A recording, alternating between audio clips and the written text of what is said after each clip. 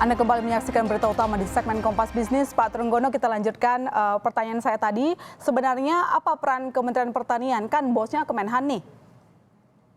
Ya, Kementerian Pertanian tentu soal bibit, ya, dan kemudian obat-obatan dan lain sebagainya. Lalu kemudian soal riset terhadap tanah harus diapain, kalau tanah misalnya pH-nya rendah, dinaikannya bagaimana. Nah, itu menjadi domainnya Kementerian Pertanian.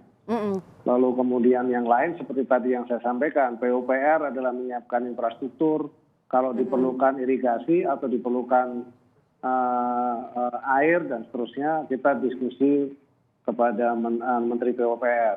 Lalu kemudian soal lingkungan, terhadap lingkungan kita kepada KLH.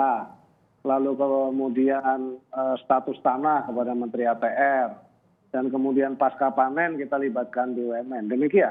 Oke, Pak, ini soal food estate seperti ini kan sebenarnya bukan hal yang baru lagi ya. Kalau misalnya kita lihat di 1965 juga dulu pernah di Kalimantan juga, namun tidak berhasil begitu. Lantas bagaimana yang sekarang nih prospeknya, bagaimana supaya ini matang, berhasil lah kira-kira?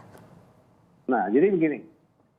Ketika saya sudah lihat ke sana 1 minggu yang lalu, dan sebelumnya kita sudah diskusi dengan Menteri Pertanian, Menteri PUPR, Lingkungan Hidup, dan ATR. Kita diskusi bahwa ada 165.000 tepatnya 148.000 hektar. Yang itu adalah tanah jenis aluvial, di mana pH-nya sudah mencukupi baik, dengan target produksi kira-kira sekitar 4-5 ton. Dan saya sudah ke sana. Namun demikian yang lainnya itu memang sangat jelek dan itu butuh treatment tertentu. Jadi kalau itu dimulai tahun 95, hitungan saya sudah 30 tahun. Saya diskusi sama masyarakat setempat atau transmigran yang mengerjakan di situ. Tanahnya, padinya beberapa lokasi bagus gitu ya. Namun begini ya. Kami dari Kementerian Pertahanan itu kami mengajukan satu proposal, bukan hanya padi ya, jangan salah. Jadi konteksnya adalah soal karbohidrat, ketersediaan karbohidrat dalam situasi negara dalam keadaan perang, dalam keadaan bencana yang sifatnya jangka panjang, sehingga kita harus memiliki beberapa sumber-sumber karbohidrat. Ada 3 yang kita teliti. Nomor 1 adalah padi atau beras. Lalu nomor 2 adalah jagung, nomor 3 adalah singkong. Nah, dari semua itu, kemudian lahan sendiri yang PLG ini memang spesifik untuk padi. Ada beberapa kira-kira 165.000 hektar dan masih ada lagi yang punya potensi kurang lebih sekitar 200-an ribuan lebih ya. Itu bisa menjadi padi. Yang lainnya perlu di treatment yang sangat serius dan mungkin cukup mahal gitu. Ini kan kalau saya lihat, mohon maaf, kalau saya lihat sebetulnya hanya soal fokus. Kalau kita serius dan fokus itu bisa. Oke, pun termasuk ini Pak, ini kan pengembangan lahan gambut ya. Nah, gimana supaya berhasil?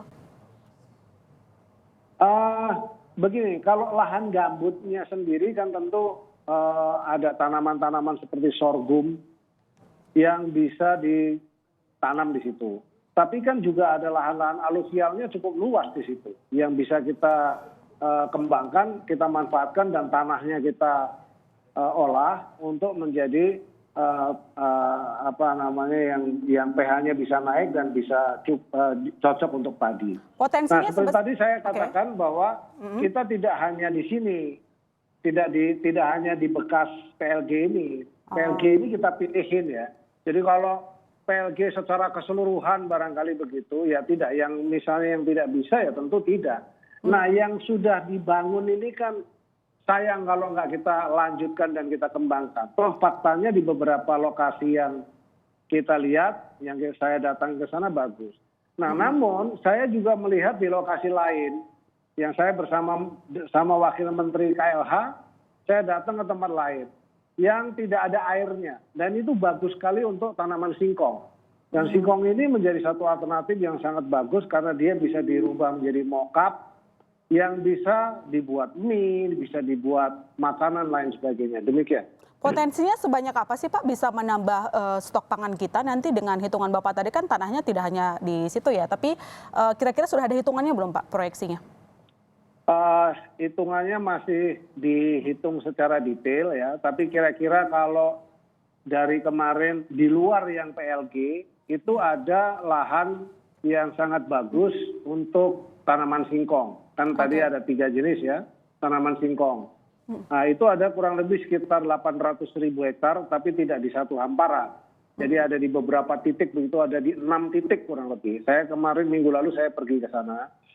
Nah, bersama dengan 7 profesor di bidang yang ahli di bidang tanah, ahli di bidang ya dari IPB, dari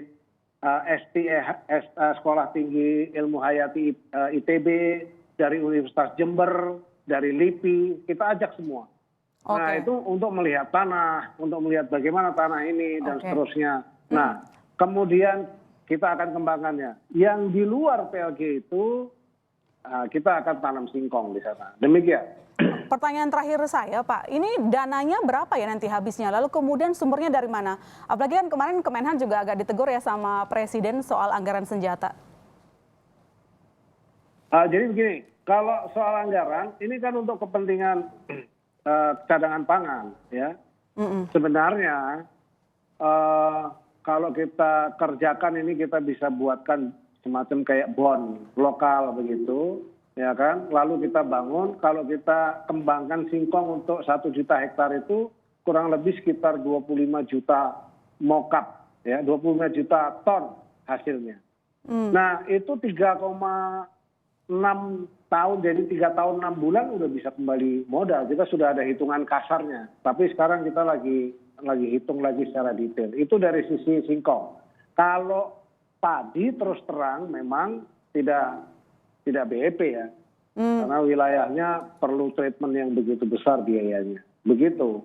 Jadi kita sarankan, kita arahkan adalah dari cadangan pangan khusus di wilayah Kalimantan ini, di luar PLG kita kembangkan tanaman singkong. Berarti anggarannya masih akan dihitung berapa, tapi meski tadi Bapak sudah ada singgung soal bond lokal gitu ya.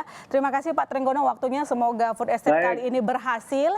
Jangan mengulang cerita-cerita yang lalu yang gagal terus gitu loh Pak. Harapannya kita supaya Menhan dan semua tim benar-benar merealisasikannya, jadi nggak cuma wacana gitu ya. Terima kasih Pak atas waktunya dengan berita utama di segmen Kompas Bisnis.